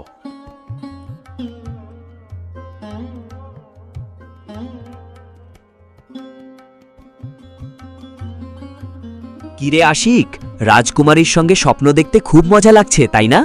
এবার সেই স্বপ্নগুলো শ্মশানে গিয়ে শেষ করব। তোর এত সাহস কিভাবে হলো যে তুই জমিদারের মেয়ের হাত ধরিস? অর্জুন, তোর শেষ সময় এসে গেছে, প্রস্তুত হয়ে যা। জমিদার থেকে তুই বাঁচতে পারবি না। আর মমতা, তোমাকে তোমার বাবা ডাকছে, এখনই চল, দেরি করো না। আমি কোথাও যাব না। বাবাকে বলে দিও আমি শুধু অর্জুনেরই হব, অন্য কারণ না। পাণ্ডু, ওকে ধরে মারো, এমনভাবে মারো যেন নিজের চেহারাটাও আর চিনতে না পারে। আজ ওর প্রেমের ভূত আমরা নামিয়ে দেব। চলো, ওকে টেনে হিচড়ে রাজপ্রাসাদে নিয়ে চলো। আর দেখো মমতা, আমাদের কাজ হলো তোমাকে পৌঁছে দেওয়া। এরপর যা হবে সেটা জমিদার সাহেব দেখবেন। আর তুই অর্জুন, আজ তোর সময় শেষ। না, থামো তোমরা। অর্জুনকে ছেড়ে দাও, ও কিছুই করেনি, সব আমার ভুল। অর্জুনকে মেরো না, আমি হাত জোর করে বলছি। বাবাকে গিয়ে বলো আমি বাড়ি ফিরে যাব, কিন্তু দয়া করে অর্জুনকে ছেড়ে দাও। ভগবানের দোহাই, ওকে ছেড়ে দাও। জমিদারের নির্দেশে অর্জুনকে অন্যদিকে নিয়ে যাওয়া হলো। মমতাকেও আলাদা করে সরিয়ে দেওয়া হলো। ফলে নদীর ধারে আর কেউ রইল না, সব একদম ফাঁকা হয়ে গেল। শুধু নদীর ঢেউগুলো আগের মতোই খেলা করতে লাগল, যেন সে কিছুই বুঝতে পারেনি। অমরপুরের গল্প এখন ধীরে ধীরে শেষের দিকে এগিয়ে যাচ্ছে। অর্জুনকে জোর করে টেনে হিঁচড়ে রাজপ্রাসাদে আনা হলো। তারপর তাকে নির্জন ভগ্নপ্রসাদের লোহার খুঁটির সাথে বেঁধে রাখা হলো। চারপাশে শুকনো কাঠ আর তেলের গন্ধ ছড়িয়েছিল, যা মৃত্যুর মতো এক ভয়ের অনুভূতি তৈরি করছিল। তখন এই প্রসাদের পাশ দিয়ে এক সাধু যাচ্ছিল। সে আওয়াজ শুনে ভিতরে ঢুকে পড়ে। থামো জরাবর, ওকে এখনই ছেড়ে দাও, না হলে এই আগুন তোমার পুরো রাজ্যকে পুড়িয়ে ছাই করে দেবে। অর্জুন একটা নিষ্পাপ ছেলে, তার রক্ত ঝরিয়ে তুমি নিজেরই ধ্বংস ডেকে আনছো। আমি শেষবারের মতো বলছি, ওকে ছেড়ে দাও, না হলে আজ অমরপুরের মাটি তোমার অহংকারের সাক্ষী হয়ে থাকবে। এই ভিক্ষুক সাধুর সাহস দেখো, ওর এই সব ফাঁকা হুমকি জোরাবরের দরজায় এসে নিজেই থেমে যায়। তুমি আমার কাজে বাধা দিয়ে নিজের মৃত্যুকে ডেকে এনেছ। যজ্ঞাপাণ্ডু, কি দেখছিস? এই ভণ্ড লোকটাকেও অর্জুনের সাথে বেঁধে ফেল, আজ দুজনেই আগুনে পুড়ে ছাই হয়ে যাবে। সৈন্যরা সাধুকেও অর্জুনের সাথে বেঁধে খেলে। বাবা, আপনি যদি অর্জুন আর এই সাধু মহাত্মাকে জ্বালান, তাহলে আপনি নিজের মেয়ের জীবন নিজেই শেষ করবেন। আমার ভালোবাসা কোনো অপরাধ নয়। যদি আপনি এতটাই কঠিন হৃদয়ের হন যে আপনজনদের রক্ত ঝরাতেও কষ্ট পান না, তাহলে আমাকেও ওদের সাথে মেরে ফেলুন। আমি অর্জুনকে ছাড়া বাঁচতে পারবো না। আমাকেও মেরে দিন, যেন আপনার এই মিথ্যা সম্মানের নাটকটা শেষ হয়। পাণ্ডু, ওর শেষ ইচ্ছেটাও পূরণ করো। ওকেও সেই খুঁটির সাথে বেঁধে দাও। আজ অমরপুরের প্রসাদও দেখবে যে আমার রক্তের সাথে বিশ্বাসঘাতকতা করবে, তার শেষ পরিণতি হবে শ্মশান। আজের পর কোনো বাবা আর তার মেয়েকে স্বাধীনতা দেওয়ার কথা ভাববে না। সবাইকে এখনই কঠোর শাস্তি দাও। এরপর সেখানে 3 জনকে আগুন লাগিয়ে দেওয়া হয়। আগুনের তাপে 3 জনের শরীর ঝলসে উঠল। বাবা, আমাকে মেরে ফেলো। আমি অনেক বড় পাপ করেছি। নিজের হাতেই নিজের সবচেয়ে প্রিয় মানুষকে পুড়িয়ে দিয়েছি। হায়, আমার বুকের ভেতর কত বড় বোঝা চাপা পড়েছে। বাবা, তাই কি আজ আমি এমন অসহায় অবস্থায় পড়ে আছি? এখন কি কখনো ওই আত্মারা শান্তি পাবে? আমাকে এই যন্ত্রণার জীবন থেকে মুক্ত করে দাও। গুহার গভীর নীরবতা ভেঙে শোনা যাচ্ছিল শুধু ঝিঝি পোকার ডাক আর হরিয়ার করুণ কান্না।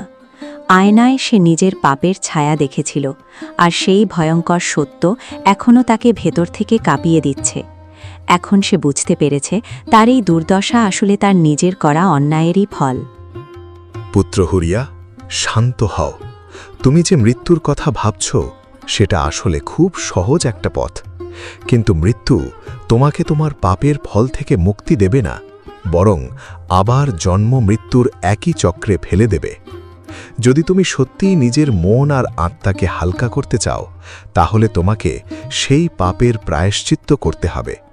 তুমি যখন ঠাকুর জোড়াবর হয়ে অন্যায় করেছিলে, তখন যেমন কঠিন পথ বেছে নিয়েছিলে, এখনও তেমনই কঠিন একটা পথ সামনে আছে।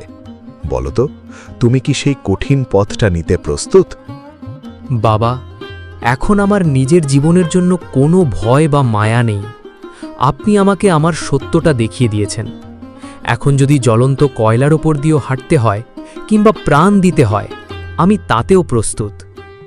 আপনি শুধু আমাকে সেই পথটা দেখিয়ে দিন, যেটা অনুসরণ করলে ওই নিষ্পাপ আত্মাগুলো শান্তি পাবে, আর আমার এই পাপ ভরা জীবন কিছুটা হলেও পবিত্র হবে। আপনি যা বলবেন আমি তাই করব, শুধু আমাকে সঠিক পথটা দেখান। জমিদার জোড়াবরের সেই ভয়ঙ্কর পাপের প্রায়শ্চিত্তের পথ মোটেও সহজ ছিল না।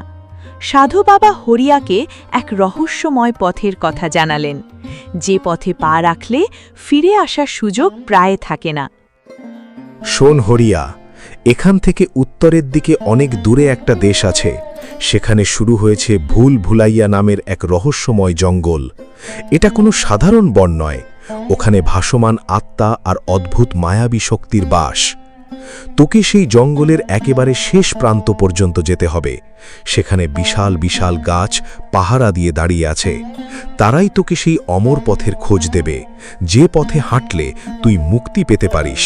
কিন্তু সাবধান, সেই পথে প্রতিটি ধাপেই যেন মৃত্যুর ভয় লুকিয়ে আছে। ভুল ভুলাইয়া জঙ্গল? বাবা, ছোটবেলায় শুনেছি সেখানে গেলে আর কেউ ফিরে আসে না। ওই জঙ্গলের হাওয়াতেই যেন বিষ মিশে থাকে, আর পথগুলো বারবার বদলে যায়। আমার মতো অসহায় মানুষের পক্ষে সেখানে পৌঁছানো কি আদৌ সম্ভব? আর সেই বৃক্ষরাজ, তারা কি আমার ডাক শুনবে? নাকি আমিও হাজারো পথিকের মতো সেখানেই হারিয়ে গিয়ে চিরদিনের জন্য চাপা পড়ে যাব? ভয় ত্যাগ কর হরিয়া, যে নিজের পাপের প্রায়শ্চিত্ত করতে সত্যি পথে নামে ঈশ্বর নিজেই তার সহায় হয়ে ওঠেন। বৃক্ষরাজ তো ডাক শুনবে না এমনটা সম্ভব নয়, কিন্তু পথে হাজারো বিপদ তোকে থামাতে আসবে। সেই বিপদের বিরুদ্ধে তোর দৃঢ় মনোবলই হবে সবচেয়ে বড় অস্ত্র। এখন বেরিয়ে পড়। সাধু বাবা, আপনার কথা আমার শুকিয়ে যাওয়া মনে নতুন আশার আলো জাগিয়েছে। আমি এখনই সেই মহা জঙ্গলের পথে বেরিয়ে পড়ব। যদি এই পথে আমার মৃত্যু লেখা থাকে, তবুও আমি তা মেনে নেব। কমপক্ষে মৃত্যুর সময় এই সান্ত্বনা থাকবে, আমি আমার পাপের প্রায়শ্চিত্ত করার চেষ্টা করেছিলাম। বাবা, এই অভাগার ওপর আপনার আশীর্বাদ যেন সব সময় থাকে। সাধু বাবার আশীর্বাদ নিয়ে হরিয়া সেই অচেনা পথে পা বাড়াল। সারাদিনের ক্লান্তিকর যাত্রা শেষে সে পৌঁছল এমন এক জায়গায় যেখান থেকে ভুলভুলাইয়া জঙ্গলের সীমানা শুরু হয়। সেখানে গাছগুলোর চেহারাই ছিল ভয়ের মতো। সূর্যের আলো পর্যন্ত মাটিতে ঠিকমতো এসে পৌঁছাতে পারছিল না। দেখো তো, আজ আমাদের সীমানায় কে এসেছে? এক অসহায় অর্ধমরা মানব। ওহে মানব, রাস্তা কি ভুলে এসেছিস নাকি? এখানে পাখিও ডানা মেলার আগে নিজের মৃত্যুর অপেক্ষা করে, আর তুই কিনা নিজের কফিন নিয়েই হাজির। ফিরে যা, না হলে তোর শুকনো দেহ আমার শিকারী কুকুরের খাবার হয়ে যাবে। এখানে শুধু অন্ধকার আর মৃত্যুরই রাজত্ব। শোনো মায়াবী শক্তিরা, আমাকে ভয় দেখানোর চেষ্টা করো না। আমি নিজের ভুল আর পাপকে নিজেই বুঝে গেছি, তাই তোমাদের হুমকিতে আমি আর ভয় পাই না। আমাকে সেই বড় বৃক্ষের কাছে যেতেই হবে। যদি তোমাদের সাহস থাকে তাহলে আমার পথ আটকাও, আর না পারলে সরে যাও। আমি এখানে বাঁচতে আসিনি, আমি এসেছি আমার কাজের হিসাব মিটাতে। জয় মহাকাল। হরিয়ার সেই আত্মবিশ্বাসী চিৎকারে যেন জঙ্গলের মায়াবী শক্তিগুলো এক মুহূর্তের জন্য ভয় পেল। সে ফিরে তাকাল না, পা বাড়াল জঙ্গলের অন্ধকার গহীনে। কিন্তু প্রকৃত চ্যালেঞ্জ তখনও বাকি, কারণ ভুলভুলাইয়া জঙ্গল এখন তার দিকপথ বদলাতে শুরু করেছিল। হরিয়া ভুলভুলাইয়া জঙ্গলের আরও গভীরে এগিয়ে যেতে লাগল। চারপাশের গাছের ডালগুলো যেন কঙ্কালের হাতের মতো তাকে জড়িয়ে ধরতে চাইছে। সে যতই সামনে যায় ততই পথ যেন বদলে যাচ্ছে, দিক হারিয়ে ফেলছে। হে ঈশ্বর, আমি কি সত্যি এটা দেখছি? জীবনে এত বিশাল আর পুরনো গাছ আমি কখনো দেখিনি। এর শিকড় যেন মাটির গভীরে পাতাল পর্যন্ত চলে গেছে, আর ডালপালা আকাশ ছুঁয়ে মেঘের মতো বিস্তৃত হয়ে আছে। ইনি কি সেই বৃক্ষরাজ, যার কাছে আশ্রয় নিলে আমার মুক্তির পথ খুলে যাবে? থামো মুসাফির, তোমার এই পাপময় দেহ নিয়ে আমার পবিত্র জায়গায় পা দেবার সাহস কিভাবে হলো? আমি এই জঙ্গলের রক্ষক। শত শত বছর ধরে আমি শুধু তাদেরই গ্রহণ করি যাদের মন একেবারে পরিষ্কার, কাচের মতো স্বচ্ছ। তুমি কি সেই জোরাবর সিংহ নও যে নিজের ক্ষমতার লোভে আপনজনের রক্ত ঝরিয়েছিল? তোমার উপস্থিতিতেই বোঝা যাচ্ছে তুমি কোনো স্বার্থ নিয়ে এখানে এসেছ। এখনই এখান থেকে চলে যাও, না হলে আমার শিকড় তোমাকে এখানেই চিরতরে আটকে ফেলবে। বৃক্ষরাজ, আপনি যা বলছেন তা সত্য। আমি সেই নীচ অহংকারী জোরাভার, কিন্তু আজ আমি এখানে হুকুম চালাতে আসিনি। আমি এসেছি আমার যন্ত্রণায় ভেঙে পড়ার হৃদয় নিয়ে। আমি জানি আমার পাপের কোনো শেষ নেই, তবুও সেই বাবা বলেছিলেন আপনি দয়ার সাগর, তাই আপনার কাছে এসেছি। আপনি চাইলে আমাকে শাস্তি দিন, আমাকে এই মাটির সঙ্গে মিশিয়ে দিন, আমার অস্তিত্ব মাটির সাথে হয়ে যাক। কিন্তু শুধু একটা অনুরোধ, আমাকে সেই পথটা দেখান যাতে আমার মেয়ে মমতা আর সেই নির্দোষ অর্জুনের আত্মা শান্তি পায়। মানুষ কথার জালে সহজেই সুন্দর কথা বলতে পারে, কিন্তু সত্যিকারের অনুতাপ এত সহজ নয়। হরিয়া, মুক্তির পথে যেতে হলে তোমাকে তোমার সবচেয়ে প্রিয় জিনিস ত্যাগ করতে হবে। তুমি কি তার জন্য প্রস্তুত? নিজের সব স্মৃতি, নিজের পরিচয়, এমনকি এই দেহ, সব কিছু বিসর্জন দিতে পারবে? মনে রেখো, এই পথ শুধু তাদের জন্যই খোলে যারা অন্যের দুঃখকে নিজের দুঃখ হিসেবে অনুভব করতে পারে। এখন বলো, তুমি কি এখনো সামনে এগোতে চাও? বৃক্ষরাজ, আমার হারানোর আর কী বা বাকি আছে? আগের জীবনে আমি নিজের মেয়েকে নিজের হাতে পুড়িয়ে মেরেছি। আমার মান সম্মান সব ধুলায় মিশে গেছে। আজ একবেলা খাবার জোটাতে পারি না, এক মুঠো রুটির জন্য কষ্ট করি। মা, বাবা, স্ত্রী, সন্তান সবই আমার কাছ থেকে কেড়ে নেওয়া হয়েছে। এখন আমার আর কিছুই নেই। আপনি চাইলে আমার প্রাণও নিয়ে নিতে পারেন, শুধু একবার সুযোগ দিন যাতে আমি আমার সেই পাপের ঋণ শোধ করতে পারি। আমি মৃত্যুকে ভয় পাই না, আমি ভয় পাই শুধু এই কলঙ্কে ভরা জীবনটাকে। হারিয়া, এ পথ একা পেরোনো সম্ভব নয়। তোমার একজন সঙ্গীর প্রয়োজন, যে বিদ্যুতের চেয়েও দ্রুত এবং বাতাসের চেয়েও বেশি চঞ্চল। রঙিন আলোর ভেতর থেকে ধীরে ধীরে একটি সুন্দর ও শক্তিশালী ঘোড়া বেরিয়ে এলো। তার চোখে ছিল গভীর দৃঢ়তা ও আত্মবিশ্বাস। এই ঘোড়াটি সাধারণ কোনো প্রাণী নয়, এটি ছিল বৃক্ষরাজের সবচেয়ে বিশ্বস্ত সেবক, যার নাম সুলতান। এই ঘোড়াটিকে দেখে হরিয়া অবাক হয়ে যায়। হরিয়া, এই জাদুপরী ঘোড়ার নাম সুলতান। এটি বাতাসের ঢেউয়ের ওপর দিয়ে দ্রুত দৌড়াতে পারে এবং তোকে সেই পবিত্র ঝর্ণার কাছে নিয়ে যেতে পারে যেখানে নাগরাজ বসবাস করেন। এই ঘোড়া তোকে রক্ষা করবে, তবে এর বিনিময়ে তোকে এর প্রতি সম্মান দেখাতে হবে। সুলতান তোকে নাগরাজের কাছে পৌঁছে দেবে, কিন্তু তার জন্য তোকে পথে আসা প্রতিটি পরীক্ষা ধৈর্যের সাথে অতিক্রম করতে হবে। যা পুত্র, সময় এসেছে তোর শেষ যুদ্ধের। নাগরাজের কাছেই তোর মুক্তির পথ লুকিয়ে আছে। মহারাজ, আপনার এই উপকার আমি 7 জন্মেও ভুলব না। সুলতান, বন্ধু, তুমি কি আমার মতো পাপীর হাত ধরে সামনে এগোবে? তোমার ওপর আমার পূর্ণ বিশ্বাস আছে। আমরা দুজন একসাথে সেই অমৃত ঝর্ণার কাছে পৌঁছাব এবং নাগরাজের কাছে নিজের ভুলের ক্ষমা চাইব। চলো সুলতান, সময় খুব কম আর পথ অনেক দীর্ঘ। মহারাজ, আমাকে আশীর্বাদ করুন যেন আমি আমার প্রতিজ্ঞা থেকে কখনো পিছিয়ে না যাই। প্রণাম বৃক্ষরাজ। হরিয়া সুলতানকে নিয়ে ভুলভুলাইয়া জঙ্গলের ঘন ঝোপঝাড় ভেদ করে সামনে এগিয়ে যেতে লাগল। জঙ্গলটা এখন আরও ভয়ঙ্কর হয়ে উঠেছে। মায়াবী ছায়াগুলো যেন তাদের পথ আটকানোর চেষ্টা করছে। ঠিক তখনই হঠাৎ জঙ্গলের তাপমাত্রা কমে গেল আর চারদিকে এক ভয়ঙ্কর গর্জনের শব্দ ছড়িয়ে পড়ল। এক বাঘ সেখানে হাজির হল। তার চোখ যেন আগুনের মতো জ্বলছে আর শরীরের লোমগুলো রাগে খাড়া হয়ে আছে। থামো মুসাফির, এই বনের সীমানা এখনো কোনো মানুষ পার হতে পারেনি। আমি এই এলাকার অধিপতি। এখানে ঢুকতে হলে রক্তের মূল্য দিতে হবে।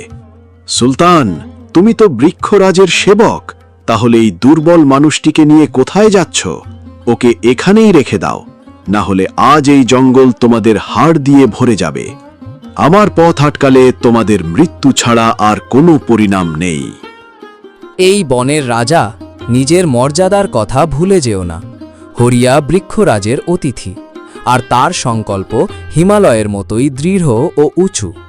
তুমি যদি অকারণে আমাদের পথ আটকাও, তাহলে তোমাকে বৃক্ষরাজের সঙ্গে মুখোমুখি হতে হবে। এখনই সরে যাও, না হলে আমার শক্তি দিয়ে তোমাকে পাতালে নিচে পাঠিয়ে দেব। আজ ধর্ম রক্ষার জন্য আমি যে কোনো শত্রুর সঙ্গে লড়াই করতে প্রস্তুত। তুই তো পশু হয়েও মানুষের পক্ষ নিয়ে কথা বলছিস। ধর্ম আর সংকল্পের কথা দুর্বল মানুষেরাই বলে। বৃক্ষরাজকে আমি ভয় পাই না, এখানে আমার শক্তিই শেষ কথা বলে। তুই যদি সত্যিই এত বীর হয়ে থাকিস সুলতান, তাহলে এই অসহায় নিঃস্ব মানুষটাকে বাঁচিয়ে দেখা। আমি এখনই আক্রমণ করব। দেখি তোর সেই দিব্য শক্তি আমার ক্ষুধার্ত রাগকে কিভাবে থামায়। সুলতানের শরীর থেকে নীল বিদ্যুতের মতো শক্তি বেরিয়ে সরাসরি বাঘটি মাথায় গিয়ে আঘাত করল। তীব্র যন্ত্রণায় বাঘটি ছটফট করতে লাগল। শেষ পর্যন্ত আহত অবস্থায় প্রাণ বাঁচাতে সে জঙ্গলের ঝোপের ভেতরে পালিয়ে যায়। সুলতান, আজ তুমি প্রমাণ করে দিলে যে আনুগত্য আর সাহসের কোনো মূল্যহীন নয়। তুমি না থাকলে আজ আমার হাড়গুলো সেই বাঘের খাবার হয়েছে। তো আমাকে ক্ষমা করো বন্ধু, আমার মতো পাপীর জন্য তুমি এত কষ্ট পাচ্ছ। ভয় পেও না হরিয়া, এই জঙ্গল শুধু তোমার মনের ভয়গুলোকে আরও বড় করে তুলে ধরে। ওই বাঘটা ছিল কেবল একটা বাহ্যিক বাধা। আসল পরীক্ষা এখনো সামনে, যেখানে তোমার আবেগকে নাড়িয়ে দেওয়ার চেষ্টা করবে। নিজেকে শক্ত রাখো, মনোযোগ হারিও না। যতক্ষণ আমি তোমার সঙ্গে আছি, কোনো মায়াবী শক্তি তোমাকে ছুঁতে পারবে না। আমরা গন্তব্যের খুব কাছাকাছি পৌঁছে গেছি, শুধু নিজের বিশ্বাসকে দুর্বল হতে দিও না। চলো দ্রুত এগিয়ে যাই। সুলতান আর হরিয়া এখন ঘন কুয়াশায় ঢাকা এক উপত্যকার মধ্যে দাঁড়িয়ে আছে। চারদিকে সবকিছু ঝাপসা আর ধোঁয়াটে। হঠাৎ কুয়াশা ভেদ করে একটি মিষ্টি পরিচিত কণ্ঠ ভেসে এলো। সেই শব্দ শুনে হরিয়ার বুক কেঁপে উঠল। ধীরে ধীরে তার সামনে ভেসে উঠল মমতা, একদম আগের মতোই, ঠিক যেন 100 বছর আগের সেই ছোট্ট মেয়ে। তার চোখে জল। বাবা, আপনি কোথায় যাচ্ছেন? আপনি কি আবার আমাকে সেই আগুনে ফেলে রেখে চলে যাবেন? দেখুন বাবা, আজও যেন আমার শরীর সেই আগুনের জ্বালায় পুড়ে যাচ্ছে। আমার আপনাকে খুব দরকার। আপনি ওই ঝর্ণার কাছে গিয়ে কি পাবেন? সেখানে তো শুধু মৃত্যু অপেক্ষা করছে। আসুন না বাবা, আমার সঙ্গে চলুন, একটা সুন্দর জায়গায়, যেখানে কোনো অত্যাচার নেই, কোনো গরিব ধনী ভেদাভেদ নেই। আপনার কি নিজের মেয়ের চোখের জল দেখে মান হয় না? থামুন বাবা, একবার আপনার মমতাকে বুকে জড়িয়ে নিন। হরিয়ারের চোখ দিয়ে অশ্রু গড়িয়ে পড়তে থাকে। তার মনের ভেতর তীব্র দ্বন্দ্ব শুরু হয়। একদিকে মেয়ের প্রতি ভালোবাসা, আর অন্যদিকে নিজের লক্ষ্য পূরণের সংকল্প। মমতা, আমার সোনা, তুই এখানে? এটা কিভাবে সম্ভব? আমি তোকে মুক্তি দিতে যাচ্ছি, কিন্তু তোর এই কষ্টের অবস্থা দেখে আমার খুব কষ্ট হচ্ছে। বৃক্ষরাজ বলেছিলেন তুই এখনো যন্ত্রণা পাচ্ছিস। এখন কি আমি আমার পথ ছেড়ে তোর কাছে চলে আসব? সুলতান, থামো। দেখো, আমার মেয়ে দাঁড়িয়ে আছে। তাকে এই অবস্থায় ফেলে আমি কিভাবে সামনে এগোব?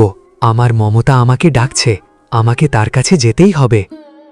হরিয়া, চোখ খোলো, সত্যিটা দেখো। ওটা তোমার মেয়ে নয়, এটা এই ঘাটির মায়াজাল, তোমাকে ভুল পথে নেওয়ার জন্য তৈরি করা এক ছলনা।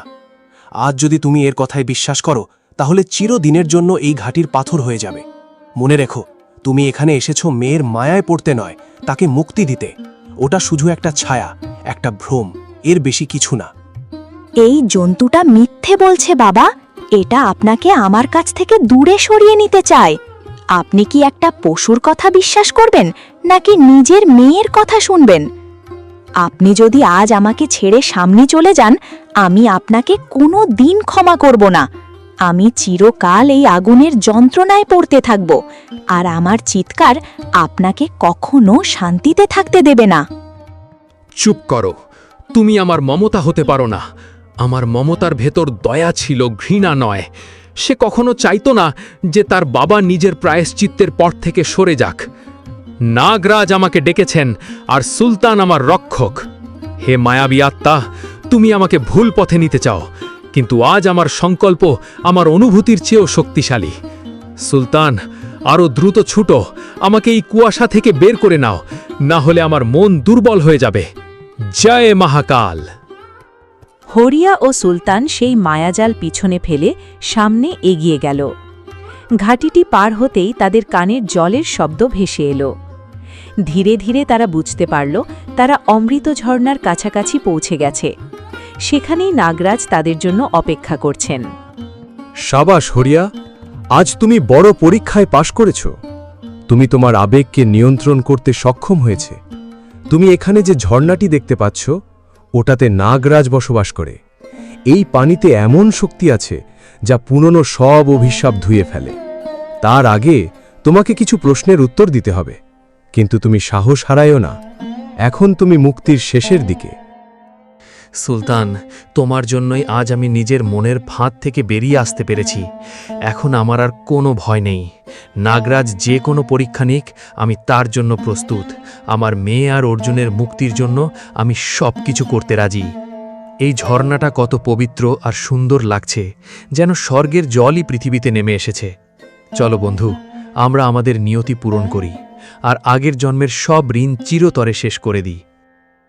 হরিয়া আর সুলতান অমৃত ঝর্ণার কিনারায় পৌঁছল। সেখানে জল নীল মণির মতো ঝলমল করছে। হঠাৎ ঝর্ণার পানি থেমে গেল, পুরো উপত্যকা কেঁপে উঠল।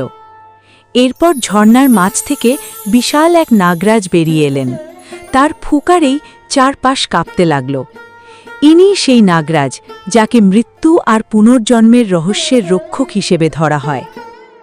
এক অধর্মী মানুষ আর বৃক্ষরাজের প্রিয় অশ্ব, এই মিলন সত্যিই অদ্ভুত। হারিয়া, তুই এখানে পর্যন্ত এসে পৌঁছেছিস, এটা তোর সাহসের প্রমাণ। কিন্তু মনে রাখিস, এই অমৃত ঝর্ণার জল সবাই পায় না। এটা শুধু তাদের জন্য যারা জ্ঞান আর সত্যের পরীক্ষায় উত্তীর্ণ হয়। এখানে শক্তি নয়, বুদ্ধিই আসল। যদি তুই আমার দেওয়া ধাঁধার উত্তর ভুল দিস তাহলে তুই এই মুহূর্তেই পাথরে পরিণত হয়ে যাবে। এখন বল, তুই কি এই শেষ পরীক্ষার জন্য প্রস্তুত? হে নাগরাজ, আমি এখানে বাঁচার জন্য ভিক্ষা চাইতে আসিনি। আমার শরীর আগেই ভেঙে পড়েছে। আপনি আমাকে পাথর বানান বা ধুলোর সঙ্গে মিশিয়ে দিন, আমি তাতে কষ্ট পাব না। কিন্তু আমার আগের জীবনের পাপের কারণে যেসব আত্মা আটকে আছে তাদের মুক্তি দিন, সেটাই আমার একমাত্র প্রার্থনা। আপনার যে কোনো ধাঁধার উত্তর দিতে আমি প্রস্তুত, কারণ এখন আমার মন একেবারে পরিষ্কার, কাচের মতো স্বচ্ছ। বলুন মহারাজ, এই অভাগাকে কি পরীক্ষা দিতে হবে? বলতো, এমন একটা জিনিস আছে যা সবার কাছেই থাকে, কিন্তু কেউ তাকে চোখে দেখতে পারে না। এটা মানুষের জন্মের সাথে সাথে আসে আর মৃত্যুর পরেও থেকে যায়। এর কোনো রং নেই, কোনো গন্ধ নেই, এমনকি ছুঁয়েও দেখা যায় না। তবুও এই জিনিসটাই সবকিছুর মূল ভিত্তি। বলতো, সেটা কি? নাগারাজের কণ্ঠস্বর যেন আকাশ আর পাতাল ভেদ করে চারদিকে ছড়িয়ে পড়ছিল। হরিয়া চুপচাপ দাঁড়িয়ে রইল। চারপাশ একদম নিস্তব্ধ হয়ে গেল। সুলতান তার মুখের দিকে তাকিয়ে আছে, যেন তার উত্তরের অপেক্ষায়। একটা মুহূর্ত মনে হলো পুরো উপত্যকায় থেমে গেছে, শুধু হরিয়ার মুখ থেকে উত্তর শোনার জন্য। এটা এমন একটা জিনিস যা আমরা দেখতে পাই না, ছুঁতেও পারি না, তবুও এটা সবসময় আমাদের সঙ্গে থাকে। নাগরাজের উত্তর হলো নাম। কারণ মানুষ জন্মের পর একটা নাম পায়, আর সে মারা যাওয়ার পরেও তার নাম সবাই মনে রাখে। আর এই নামকে আমরা কখনো চোখে দেখতে পারি না, তবুও এটা আমাদের পরিচয়ের সবচেয়ে বড় ভিত্তি।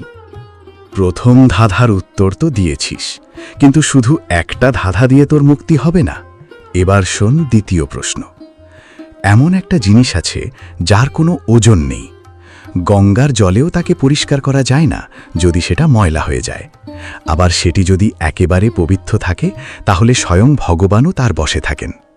বল তো হরিয়া, এর উত্তর কি? মহারাজ, এর উত্তরটা খুবই সহজ, তা হলো মানুষের কর্ম। কর্ম সবসময় আমাদের সঙ্গে থাকে। জন্মের সময় যেমন থাকে, তেমনি মৃত্যুর পরও সেটাই আমাদের পরিচয় হয়ে থাকে। এর কোনো ওজন নেই, তবুও এই বোঝা মানুষকে অনেক জন্ম পর্যন্ত বয়ে বেড়াতে হয়। যদি মানুষের কর্ম পাপ দিয়ে কলুষিত হয়ে যায়, তাহলে গঙ্গার জল বা কোনো তীর্থস্থানও তাকে পুরোপুরি শুদ্ধ করতে পারে না। একমাত্র সত্যিকারের অনুতাপ আর প্রায়শ্চিত্তই সেই কর্মকে পরিষ্কার করতে পারে। আর যখন মানুষের কর্ম একেবারে পবিত্র ও ভালো হয়ে ওঠে, তখন সেই সৎকর্মের প্রভাবে স্বয়ং ঈশ্বরও তার প্রতি অনুকূল হয়ে যান। তাহলে বলুন মহারাজ, আমার উত্তরটি কি সঠিক? ঠিক আছে, তুই সত্যটা চিনে ফেলেছিস। শোন, আমার শেষ ধাঁধাটা, যা তোর মুক্তির দরজা খুলে দেবে। এমন একটা জিনিস আছে যেটা হারালে তবেই পাওয়া যায়। কান্নার পর আবার মানুষকে হাসায়। মরে গেলেও পুরোপুরি কখনো শেষ হয়ে যায় না। তলোয়ার দিয়ে তাকে কাটা যায় না, আগুন দিয়েও পোড়ানো যায় না, কিন্তু এক মুহূর্ত চুপ থাকলেই সে অনেক কথা বুঝিয়ে দেয়। বলতো হরিয়া, সেটা কি জিনিস? মহারাজ, এটা কোনো জিনিস নয়, এটা সত্যিকারের ভালোবাসা আর ক্ষমা। মানুষ যখন অহংকারে সবকিছু হারিয়ে ফেলে, তখনই সে বুঝতে পারে ভালোবাসার আসল মূল্য। ভালোবাসার কান্নাই একসময় মনে শান্তির হাসি এনে দেয়। আর ভালোবাসা এমন এক শক্তি যা শরীর মারা যাওয়ার পরও আত্মাকে বেঁধে রাখে। এটাকে কোনো অস্ত্র দিয়ে কাটা যায় না, আগুন দিয়েও পোড়ানো যায় না। আজ আমি আমার মেয়ে মমতা আর অর্জুনের জন্য সেই অমর ভালোবাসা আর ক্ষমাই চাইতে এসেছি। মহারাজ, এটাই আমার শেষ উত্তর। হরিয়ারের উত্তর শুনে নাগরাজ ধীরে ধীরে নিজের ফনা নাড়ালেন। তার ফনার মণি থেকে এক অলৌকিক আলো বেরিয়ে এসে সরাসরি হরিয়ারের বুকে প্রবেশ করল। নাগরাজ এখন সন্তুষ্ট, কারণ হরিয়া শুধু ধাঁধার সঠিক উত্তরই দেয়নি, বরং নিজের অহংকারও সম্পূর্ণভাবে ত্যাগ করেছে। এদিকে সুলতান খুশিতে একবার হিনহিনিয়ে উঠল। বোঝা গেল মুক্তির সময় এখন প্রায় এসে গেছে, খুব কাছেই। ঠিক বলেছিস, আজ তুই নিজের অতীত জন্মের সেই অভিশাপকে শেষ করে দিয়েছিস হরিয়া। তোর বুদ্ধি আর তোর অনুতাপ ভাগ্যের লেখা পর্যন্ত বদলে দিয়েছে। এখন যা, এই ঝর্ণা থেকে একটি কমণ্ডলতে অমৃত জল ভরে নে। এই জল যেসব আত্মার ওপর তুই ছিটাবি, তারা চিরদিনের জন্য এই দুঃখ কষ্ট থেকে মুক্তি পাবে। কিন্তু মনে রাখিস, এরপর তোর এই দেহ শান্ত হয়ে যাবে। তুই কি এর জন্য প্রস্তুত? নাগরাজ, এর চেয়ে বড় সৌভাগ্য আমার জীবনে আর কি হতে পারে? যদি ওই নিষ্পাপ আত্মাগুলোর শান্তি ফিরিয়ে দিতে গিয়ে আমার মৃত্যু হয়, তবে সেটাকেই আমি আমার সবচেয়ে বড় জয় মনে করব। আপনি আমার প্রতি যে দয়া ও সহানুভূতি দেখিয়েছেন, তার জন্য আমি সব সময় আপনার কাছে কৃতজ্ঞ থাকব। প্রণাম নাগরাজ, আপনার জয় হোক। অমৃত জল নিয়ে হরিয়া আর সুলতান ফিরে এলো সেই পুরনো হভেলিতে, যেখানে প্রায় ১০০ বছর আগে হরিয়া নিজের পাপের শুরু করেছিল। হভেলির চত্বরে দাঁড়িয়ে আছে ৩টি অশান্ত আত্মা।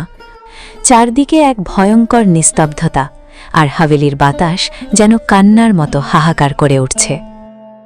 আমার প্রিয় মমতা, আমি আবার ফিরে এসেছি। এই ১০০ বছরের দীর্ঘ অন্ধকারের শেষ করার সময় এসেছে। আমি জানি, শুধু মাফ করে দাও বললে তোমাদের এই গভীর কষ্ট আর ক্ষত কখনোই মুছে যাবে না। তবুও আজ আমি নাগারাজের দেওয়া অমৃত জল সঙ্গে করে এনেছি। এটা শুধু সাধারণ জল নয়, এতে মিশে আছে আমার অনুতাপের অশ্রু। আজ এই পাপ ভরা দেহ ত্যাগ করার আগে আমি তোমাদের এই নরক যন্ত্রণা থেকে মুক্তি দিতে চাই। আমাকে ক্ষমা করে দাও, আমার সন্তানরা। বাবা, আপনার কথায় এখন আর সেই আগের অহংকার নেই, আছে শুধু এক বাবার ভালোবাসা আর মায়া। আমরা অনেক বছর ধরে এই মুহূর্তটার অপেক্ষা করছিলাম। আপনি আজ প্রমাণ করে দিলেন, কোনো পাপই প্রায়শ্চিত্তের চেয়ে বড় নয়। দেখো অর্জুন, আজ আমাদের বাবা নিজের জীবন পর্যন্ত ঝুঁকিতে রেখে আমাদের মুক্তি দিলেন। এখন আমাদের মনে আর কোনো ঘৃণা নেই, কোনো কষ্টও নেই। আমরা এখন সেই আলোর জগতে যাচ্ছি, যেখানে শুধু ভালোবাসা থাকে, আর তা কখনো শেষ হয় না। ভালো থেকো বাবা। ৩ আত্মার রূপ বদলে গেল, দিব্য আলোয় ভরে গেল তাদের অস্তিত্ব। সেই ছায়াগুলো চিরকালের মতো মিলিয়ে গেল। সুলতান, আমার প্রিয় বন্ধু, তুমি চুপচাপ সব দেখলে। আমি আমার কথা রেখেছি। এখন বৃক্ষরাজ আমাকে আবার ডাকছেন। আমার কাজ শেষ হয়েছে। হরিয়া, তুমি তোমার প্রতিজ্ঞা পূরণ করেছ। আজ থেকে ইতিহাসে তোমার নাম আর নিষ্ঠুর জমিদার হিসেবে নয়, বরং একজন মহান প্রায়শ্চিত্তকারী পিতা হিসেবে লেখা থাকবে। বিদায় আমার প্রিয় সাথী। আজ আমার মনটা ভীষণ শান্ত লাগছে। মনে হচ্ছে যেন মাথা থেকে বিশাল এক বোঝা নেমে গেছে। আজ আমি সত্যিই মুক্তি পেলাম। ওম নমঃ শিবায়। হরিয়ার চোখ ধীরে ধীরে চিরদিনের জন্য বন্ধ হয়ে গেল, কিন্তু তার মুখে তখন এক অদ্ভুত শান্তির হাসি ছিল। সুলতান কিছুক্ষণ চুপচাপ দাঁড়িয়ে রইল, তারপর ধীরে ধীরে সে সোনালি আলোর মধ্যে মিলিয়ে গেল।